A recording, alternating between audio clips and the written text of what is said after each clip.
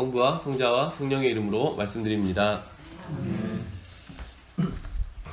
지난번에 그 아카데미 동행에서 주최하는 세미나가 있었는데요. 김동문 선교사님이라는 분이 오셔서 중동의 눈으로 본 창세기라는 강의를 해주셨는데요.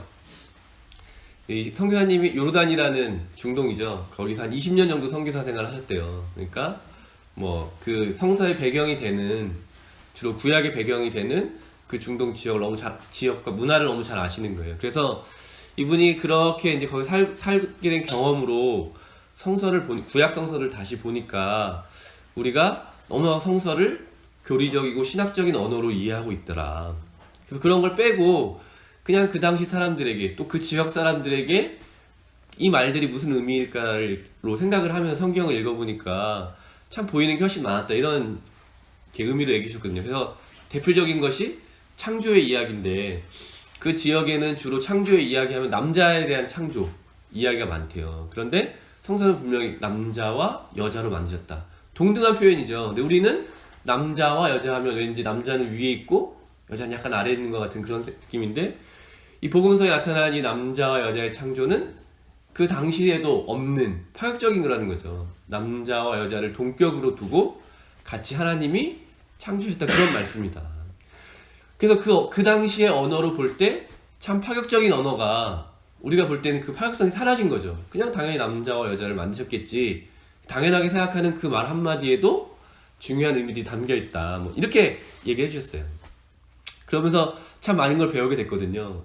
성서를 참 너무 내 인의대로, 내가 속해 있는 문화의 습관대로, 또 내 견해대로 내가 원하는 것을 가지고 성서를 읽는 것이 아닐까, 이런 점검들을 많이 해보게 됐어요.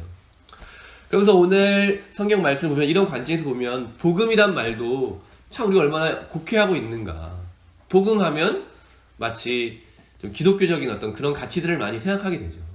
구원과 연결해서 천국에 가는 것, 뭐 이런 것들을 많이 생각하는데요.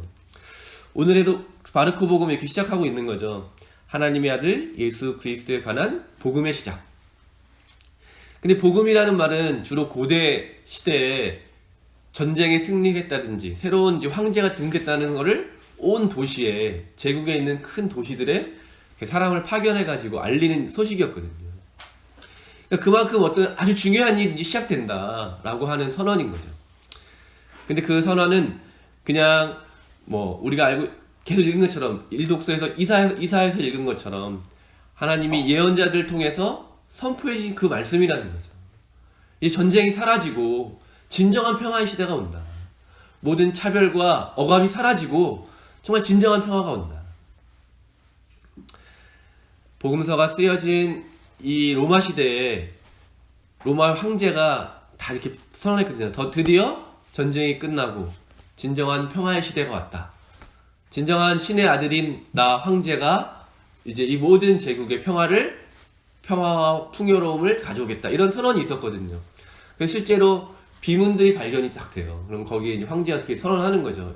나 누구누구는 이제 이 땅의 평화를 가져오기 위해서 언제 즉위한다, 이렇게 써 있거든요. 그러니까 그와 대비되는 어떤 말씀으로 성서의 기자들은 예수님을 똑같이 선언하고 있는 거죠.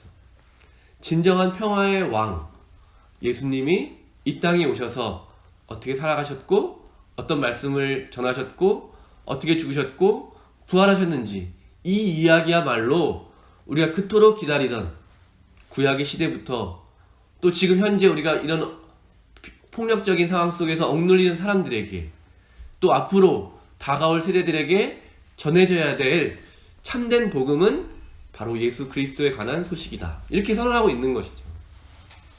그러니까 어떻게 보면 우리가 신학적인 언어, 교리적인 언어가 아닌 진짜 그 복된 소식, 뭔가 불평등하고, 뭔가 누군가는 희생되고 있고, 누군가는 차별을 받고 있고, 또 전쟁과 그런 폭력 속에서 고통받는 이 시대가 이제 끝이 난다 라고 하는 이 소식은 참 우리를 벅차게 하는 소식인 거죠. 근데 우리 그것을 교회라는 틀 안에, 또는 뭐 영웅적이라는 틀 안에 가두고 있는 것은 아닌가 생각하게 됩니다. 그렇게 볼 때 이 복음은 아까 말씀드렸던 것처럼 처음 이스라엘 민족이 노예에서 해방되어서 약속으로 땅으로 가는 그 비전 안에 담겨있는 내용들이겠죠. 이제는 더 이상 당신들은 노예가 아니다.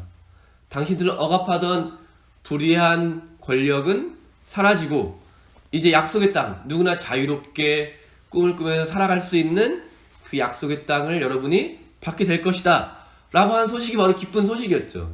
이스라엘 민족에게.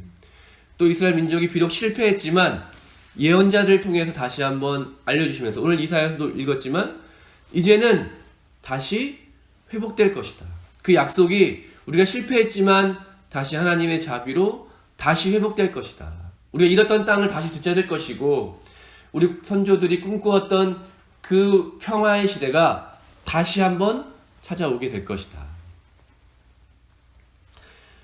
또 나라의 멸망을 지켜보던 이들이 다시 한번 우리가 다시 한번 회복됐으면 좋겠다라고 하는 그 열망도 담겨 있는 것이죠.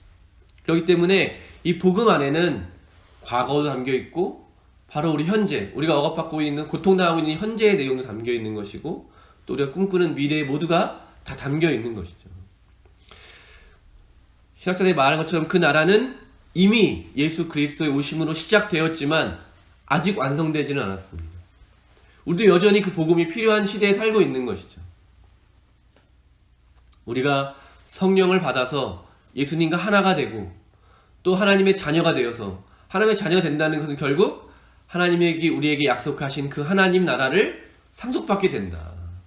죽어서 가는 것이 아니라 바로 이 땅에서 이제 정의의 나라가 실현된다. 평화의 왕이 다시 이 땅에 오시게 되신다. 그가 통치하는 나라는 정의로운 나라이고 전쟁이 사라지고 폭력이 사라지고 모든 차별이 없어지고 누구나 자기의 삶을 풍요롭게 살아갈 수 있는 그런 시대가 이제 오게 된다라는 것이 복음의 내용입니다. 그렇기 때문에 로마가 말한 복음, 그 평화에는 사실 굉장히 많은 사람이 희생을 기반으로 한 것이었죠. 노예들, 또 정복당한 사람들, 그런 사람들이 한 일들의 희생을 기반으로 해서 이루어졌었죠. 그런데 이 성서가 말하는 복음은 그 누군가 희생을 요구하지 않는 거죠. 모든 사람들이 다 함께 누리는 평화의 땅인 것이죠. 누군가는 희생하고 누군가는 그 희생의 대가로 풍요롭게 살아가는 평화의 시대가 아니라 누구나 다 평화롭게 살아가는 시대였던 것이죠. 이 복음은 거짓과 폭력으로 이루어지지 않습니다. 로마의 평화는 폭력으로 이루어지는 것이죠. 평화를 상징하는 상징이 독수리인데요. 그 독수리는 군대가 그 지역이 갈 때 가장 앞세운 상징입니다.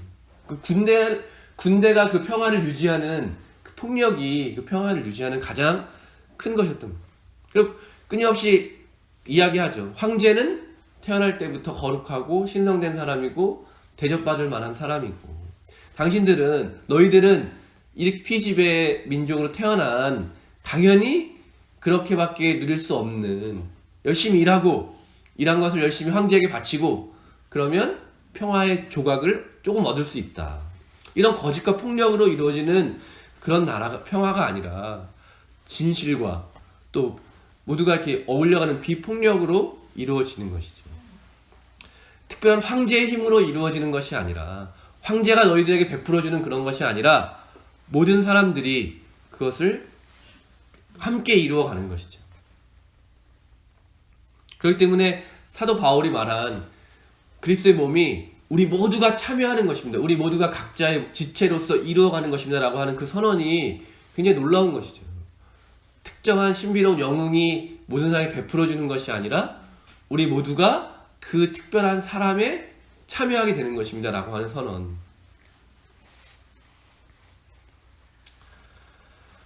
그렇기 때문에 함께 더불어 만들어가며 참여하고 누리는 기쁨과 평화, 이것이 복음에 남겨있는 큰 이미지일 것입니다. 우리가 살고 있는 시대도 보면 참 풍요로운 시대죠. 그 역사의 어떤 시대보다 풍요로운 시대인데 놀랍게도 또 불행하게도 동시에 우리는 불행한 삶을 살고 있죠. 너무나도 많은 사람들이 고통 속에 우울증, 또 불행하다고 느끼고 만족감이 떨어지고 그런 세상, 왜 이런 세상이 되었을까라는 것을 한번 우리가 생각해 봤으면 좋겠습니다. 바로 이런 역설적인 상황에서 나에게 필요한 복음은 무엇인가? 또 우리에게 필요한 복음은 무엇인가?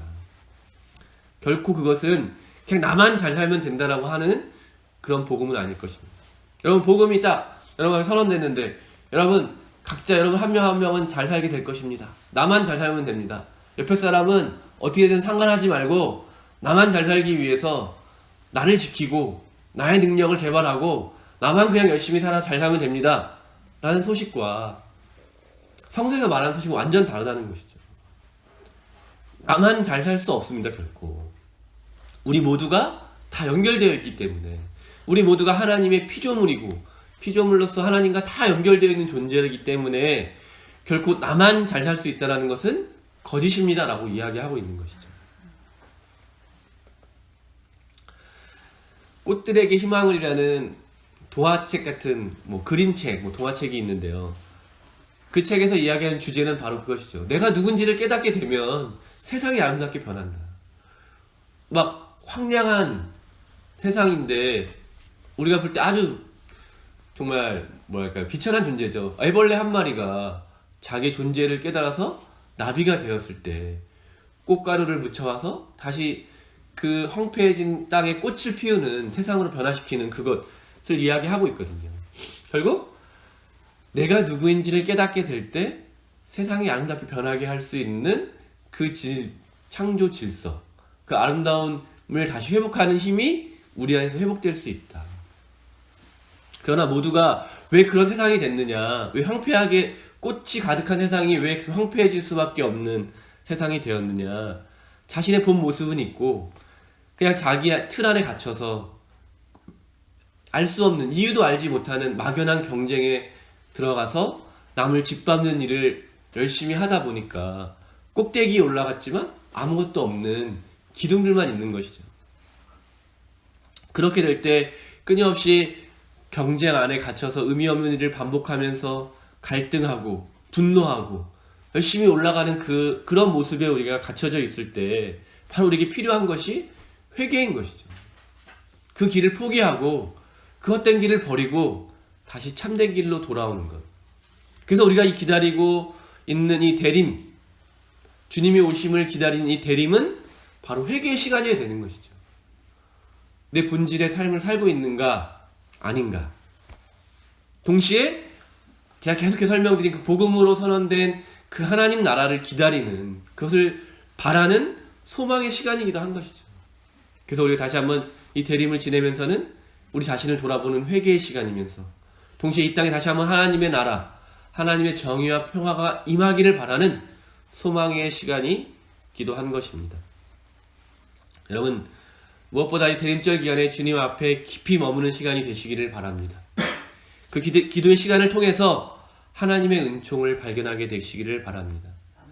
이 창조를 통해서 이 피조물 안에 감추어져 있는 하나님의 풍요로움, 하나님의 평화, 하나님의 질서, 하나님이 우리 주신 이 복음을 여러분 발견하게 되시기를 바랍니다. 그래서 우리가 모두 함께 하나님의 나라를 소망하면서 우리 안에 이미 주어져 있는 생명과 진리의 씨앗을 발견하고 그것이 우리 안에서 자라나서 풍성하게 되어서 성서가 오늘 우리에게 선포하고 있는 것처럼 이제 예수 그리스도를 통해서 드러난 하나님의 복음이 우리 삶에서도 이제 시작되기를 바랍니다. 그 당시 많은 사람들에게 시작되었던, 예수 그리스도를 통해서 시작되었던 그 복음이 나랑 상관없는 그 지역에서 시작되는 것이 아니라 바로 나의 삶의 자리에서, 나의 삶에서부터 그 복음이 시작되기를 간절히 바랍니다. 성부와 성자와 성령의 이름으로 말씀드렸습니다.